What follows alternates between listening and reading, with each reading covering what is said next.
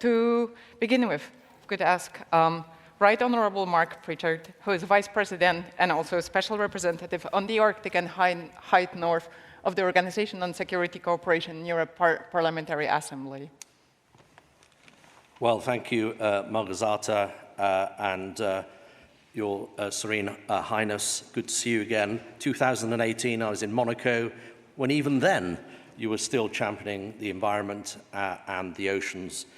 And I'd like to say thank you for your excellent speech. I'd also like to thank you, Mr. President, Mr. Chairman, if I may, for your leadership, continuing leadership of this organization, having brought together such an impressive group of quality speakers.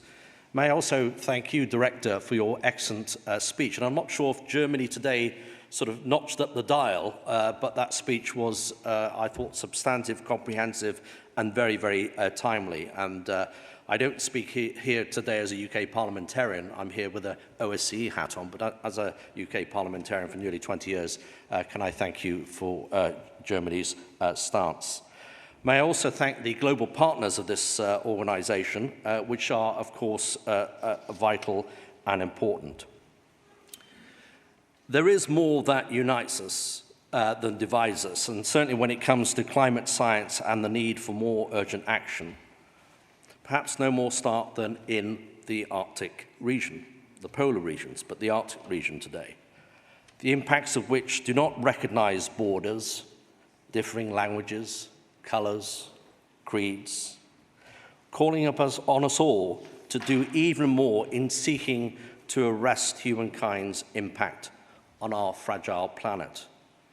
And whilst property law is different here in Germany to the UK, I would say we are leaseholders of the planet rather than freeholders. And the high-quality speakers and researchers in this audience underscores and provides the evidence of why scientific and academic cooperation is key. But wherever such cooperation is still politically and diplomatically viable, and with increasing direct threats from Russia to other Arctic Council countries and non-Arctic Council countries, even that might, and I just throw this in, even that might prove increasingly problematic in the future. And at a time when more, not less, scientific and academic cooperation is needed. And whilst much of scientific cooperation might be based in treaties, as we've heard throughout these last 2 days, and that is a good thing, the reality on the ground is the Arctic is a contested space, increasingly so, with some surprising claims from countries who appear more interested in Arctic politics and diplomacy and perhaps shipping and natural resources, for example, than science alone. And the contradictions of sovereign claims by some and the claims of others outside of the Arctic region is not something easily reconciled. Although on this contradictory point, it could be, with or without the reality of climate change. And I would suggest that, for example, China might find a better partner in Japan than a partner in Russia, commercially and politically. And I submit when it comes to the Arctic, China might find Russia an unreliable and part-time partner. The OSCE stands ready to help the Arctic Circle, the Arctic Council, and great to see Morten in the audience here, and thank you for your hospitality recently in Norway, very senior and distinguished ambassador, as the audience will know. So we stand ready to help in cooperation and diplomacy. Diplomacy triumphing over conflict and confrontation in the Arctic and beyond. But whilst being clear-eyed that those who do not share the values that many of us here today share may not be as honed in the skills or desire of proportionality, calibration, or adherence to the international rules-based order, as we've heard from the Director today, which, of course, is mostly treaty-based. But there is, of course, hope, because where there is dialogue, there is hope. So today, let me end on that point of hope, but in the open knowledge that as with climate change, the politics of the Arctic region are sadly increasingly unpredictable.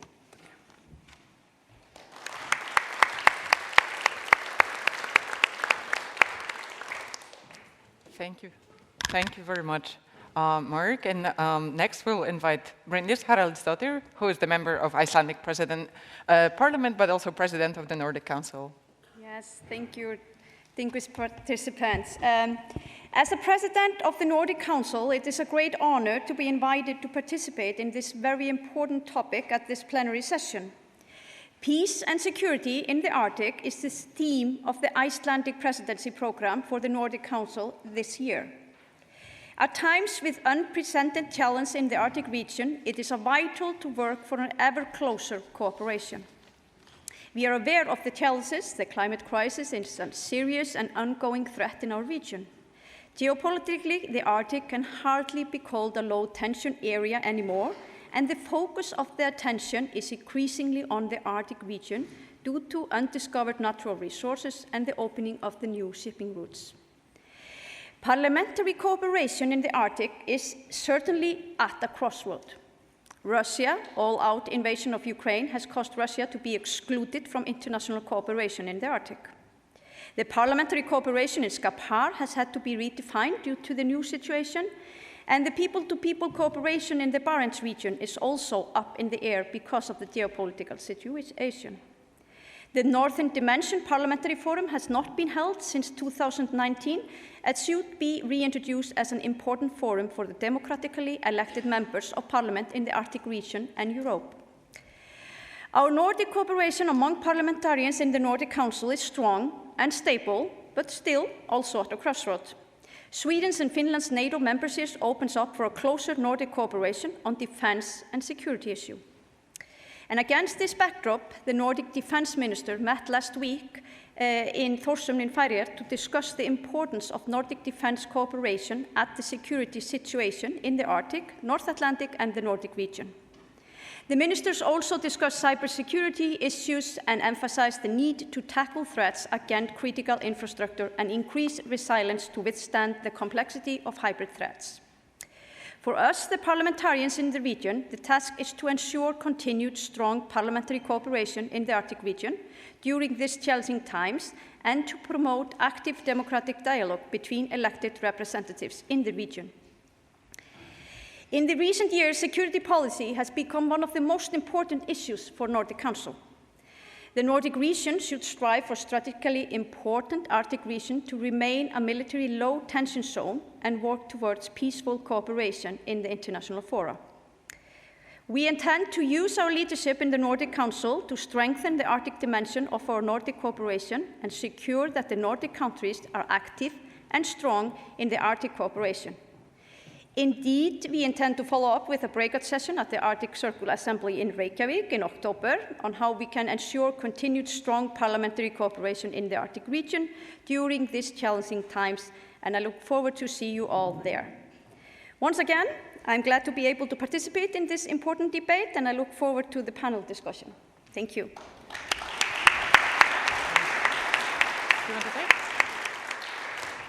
Thank you very much. And next remarks, we're going to hear from Michael Pohl, who is the Senior Fellow at the German Institute of International Affairs and Security. Excellencies, ladies and gentlemen, thank you first for the invitation here into this powerhouse.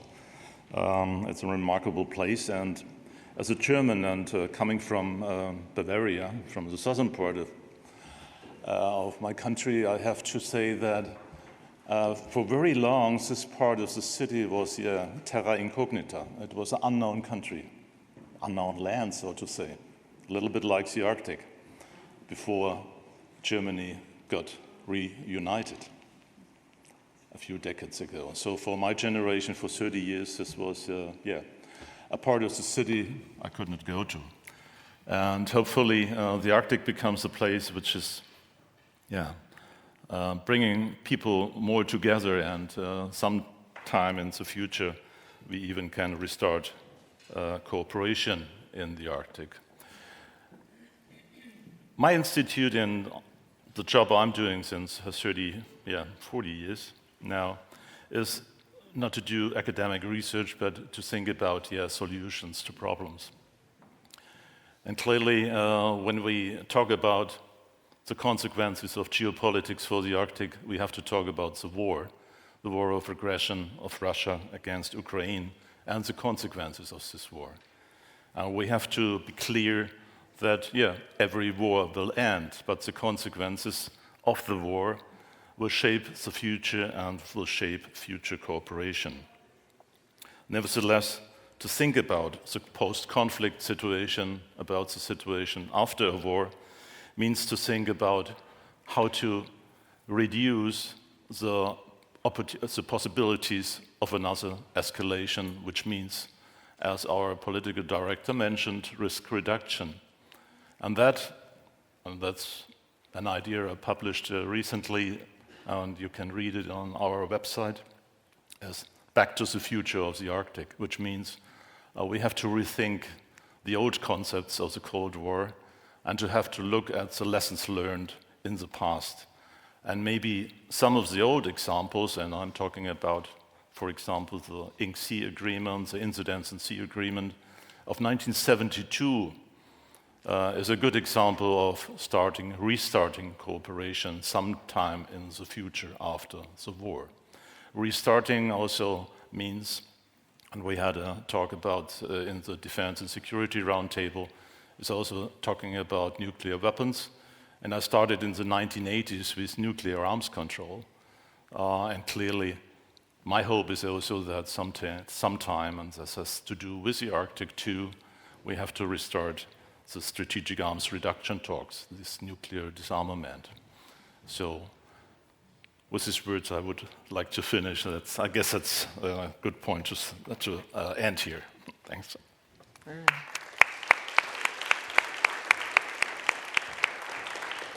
Thank you very much, Michael. And Rasmus Bertelsen from UiT, the Arctic University of Norway, the university we both come from. Thank you very much, and thank you for the invitation to be here. So first of all, we hear the term geopolitics a lot. Very serious people with very serious voices talking about geopolitics. And what does geopolitics mean? It has a very precise meaning in political science, the effect of geography and international relations. But I actually think what we are usually talking about without saying so is changes to world order. We're talking about power transition from the West to the rest. Humanity is what, around 8 billion people. The West is what, maybe a good billion people. I would say that a rough equation of power is population times economic development times science and technology. And of course, the West is predominant because we're so much richer than everybody else and we have so much better science and technology. But that also means that when the rest gets richer with better science and technology, we have market shifts in power from the West to the rest. And that is, I think, the reality that we are facing and that we have to grapple with. And what does that mean in the Arctic?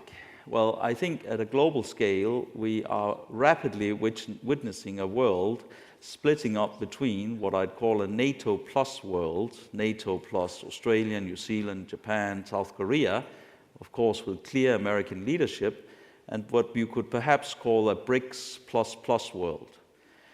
And that splitting up, I think we also see clearly in the Arctic. We of course have the 7 Arctic states that are all NATO members now, and we have Russia, which of course, politically, economically, science, technology, does everything it can to reach out to that BRICS plus world. So we can ask ourselves, what are prospects for unified governance in the Arctic in the future? I mean, the post-Cold War circumpolar Arctic governance we had rested on a post-Cold War international order. That international order is disappearing and it's not coming back. So that Arctic order is also not coming back. So we have to think very carefully about that. And finally, to pick up on what Michael Paul was mentioning, I think, in my view, the point of gravity, the Clausewitzian point of gravity of Arctic military security is nuclear weapons. It's nuclear deterrence, mutual nuclear deterrence between the United States and Russia, and increasingly between the United States and China. And we have to think very carefully about that. Michael Paul mentioned arms control, and we have to think very carefully about maintaining strategic stability in those questions. So I will stop here so that we have time for some questions. Thank you very much.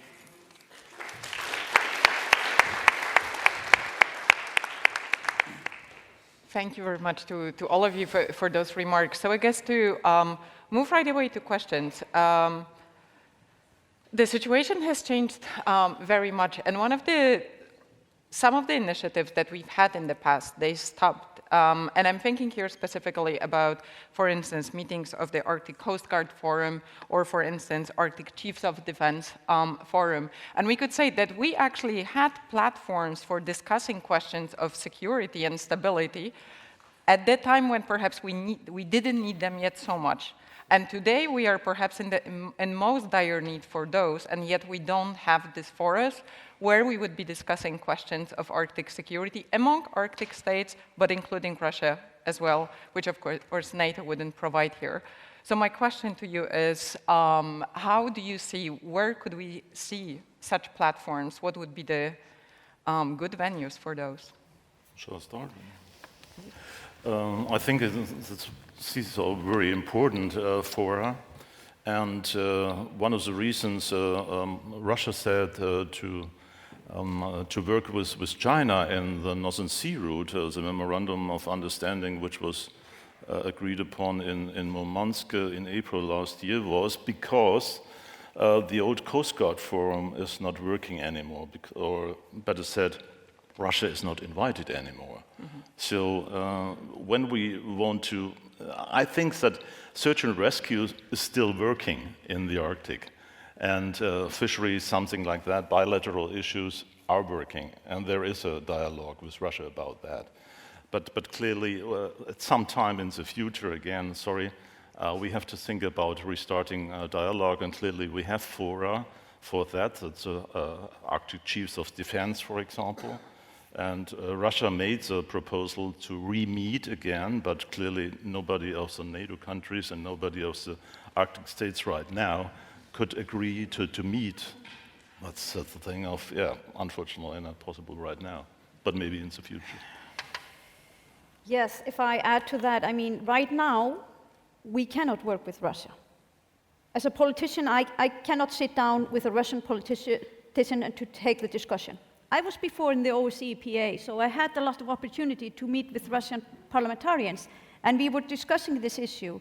And this was after the Crimea invasion, and I just listened to the Ukrainian and the Russian explain very different things, what was happening in the Crimea. So they were just like a parallel, but totally different. So right now, I cannot see the opportunity, except, of course, Russia leaves Ukraine. That is, of course, the easiest thing to do. But will that happen? I'm not so optimistic about that right now. But as a parliamentarian and being part of the Nordic Council, we think it's important for parliamentarians to have this field, to have this discussion also. Of course, we have NATO PA, where parliamentarians meet. But NATO is, of course, very big, and it has to discuss security issue all over the world in that sense. And as an Icelander, knowing about the Arctic, what is happening in the Arctic, it's so important that we have a forum to discuss that.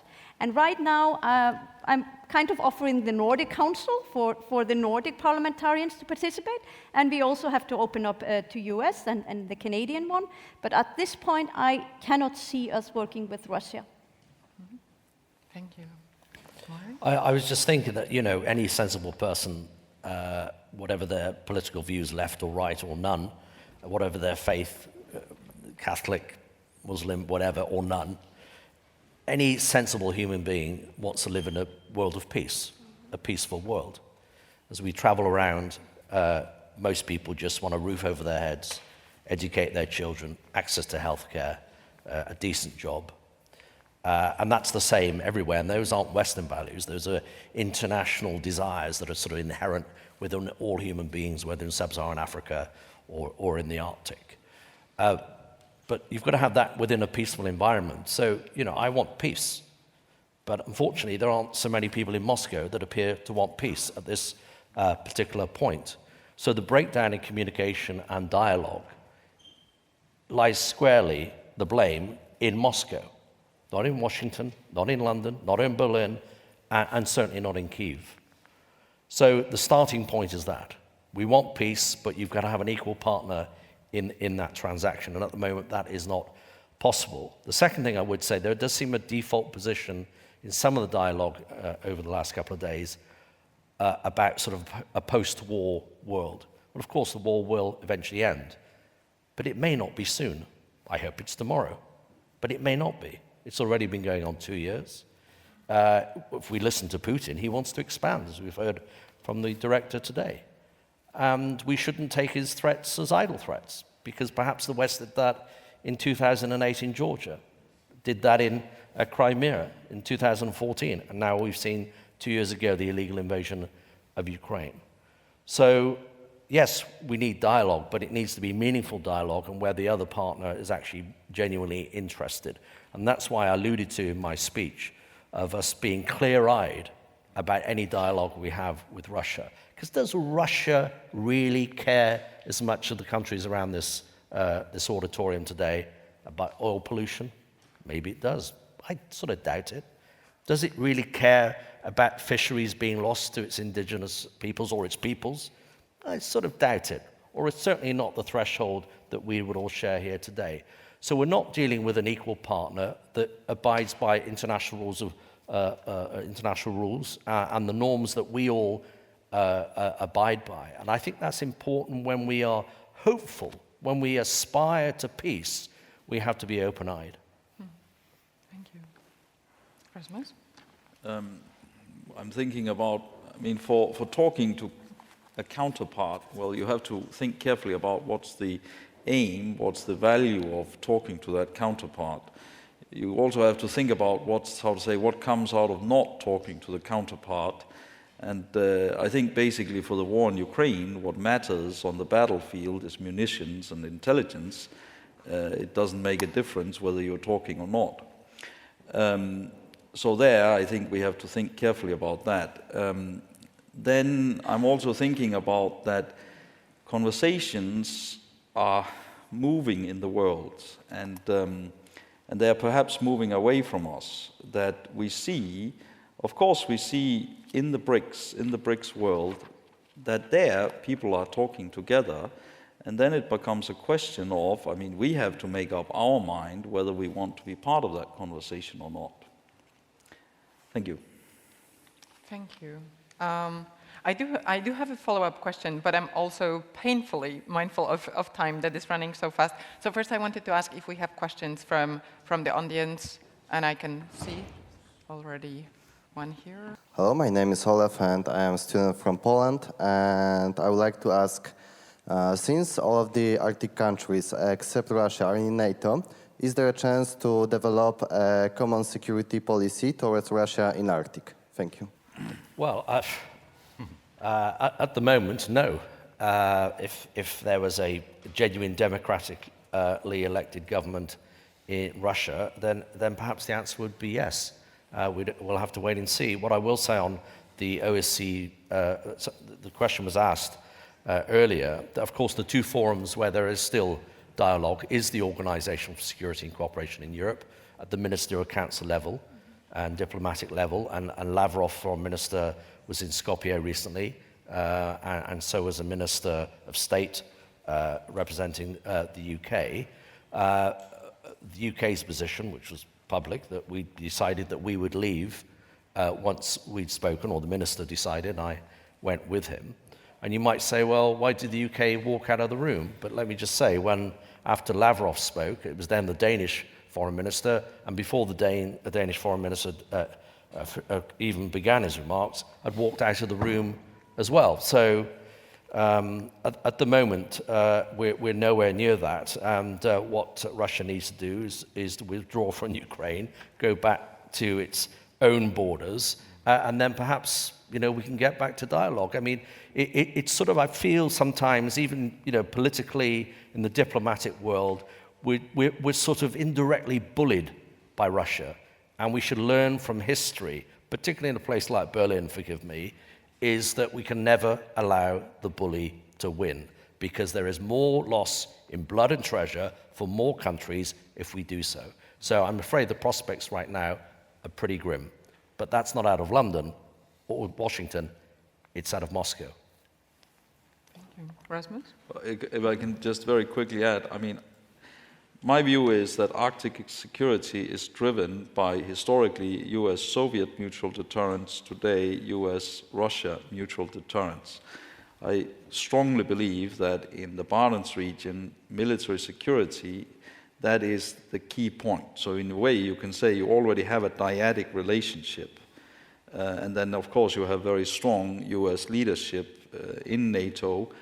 So in many ways, perhaps we already have that common policy which emanates from that mutual deterrence relationship.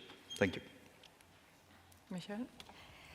Well, no, I mean, I agree with this, that at this point we cannot do anything in cooperation with Russia. But if you talk about common security policy, I think the other Arctic nations, are you maybe asking about that, should have a common security policy? Yeah, exactly, yeah.